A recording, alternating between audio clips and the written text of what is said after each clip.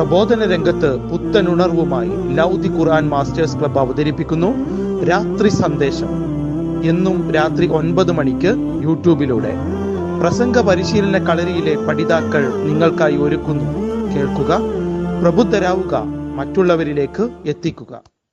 അൽഹംദുലില്ലാഹി റബ്ബിൽ ആലമീൻ അസ്സലാത്തു വസ്സലാമു അലാ റസൂലിൽ അമ്മാ ബഅദ്. റബ്ബി ഇശ്റഹ് ലി സദ്രി വയസ്സിർ ലി അംരി വഹ്ലുൽ മിൻ ലിസാനി യഫ്ഖഹു ഖൗലി.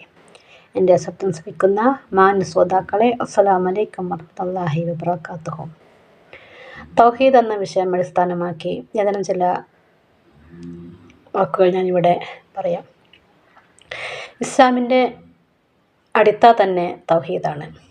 തൗഹീദ് അധിഷ്ഠിതമായ വിശ്വാസം ഉണ്ടെങ്കിൽ മാത്രമേ ഇസ്ലാമിലെ മുസ്ലിങ്ങളായും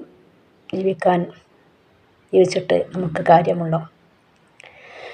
എല്ലാ പ്രവാചകന്മാരും ആദ്യമായി ബോധനം ചെയ്തത് ലാ ഇലാഹ ഇല്ലല്ലാഹ് എന്ന തൗഹീദിൻ്റെ ആ പദമായിരുന്നു. മനുഷ്യൻ വഴികേടിലും വൃത്തികേടിലും ശിർക്കൻ വിശ്വാസത്തിലേക്കും അതിര് കവിഞ്ഞു പോകുമ്പോൾ അള്ളാഹു പ്രവാചകന്മാരെ ആ സമൂഹത്തിലേക്ക് നിയോഗിക്കും. ആധുനിക ശേഷം കുറേ കാലത്തേക്ക് അന്ധവിശ്വാസങ്ങളോ ശിർക്കോ ഒന്നും തന്നെ ഉണ്ടായിരുന്നില്ല. പക്ഷേ കാലം കുറേ കഴിഞ്ഞപ്പോൾ അന്ധവിശ്വാസങ്ങളും ശിർക്കൻ വിശ്വാസങ്ങളും അവർ കടന്നുകൂടുകയും അങ്ങനെ നൂഹ് നബി അലൈഹി സ്വലാമിനെ പ്രവാചകനായി അയക്കുകയും ചെയ്തു. അതിനിടയിൽ പ്രവാചകന്മാരൊക്കെ വന്നിട്ടുണ്ടെങ്കിലും പ്രധാനപ്പെട്ട പ്രവാചകനായി വന്നത് നൂഹ് നബി അലൈഹി സ്വലാമായിരുന്നു. അതിനുശേഷം കുറച്ചു കാലത്തേക്ക് അവർ വിശ്വാസമൊക്കെ ഉണ്ടായിരുന്നെങ്കിലും പിന്നീടും അത് മാറി മറിഞ്ഞു.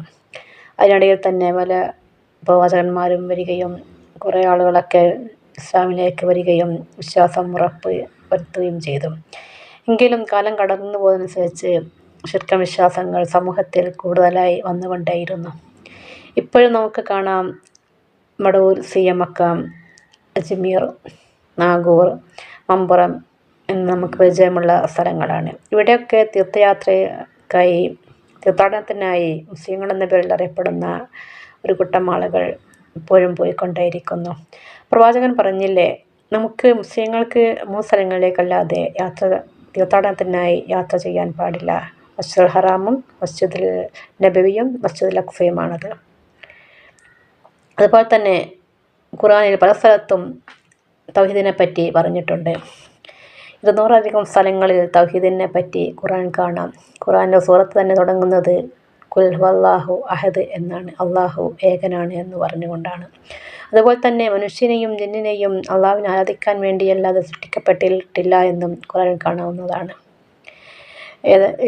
ഏതായാലും തൗഹീദ് എന്ന വിശ്വാസം അടിയുറച്ചതിന് ശേഷം മാത്രമേ മറ്റ് വിശ്വാസങ്ങളും ആചാരങ്ങളും മറ്റ് കർമ്മങ്ങളും അനുഷ്ഠാനങ്ങളുമെല്ലാം പൂർത്തിയാവുകയുള്ളൂ.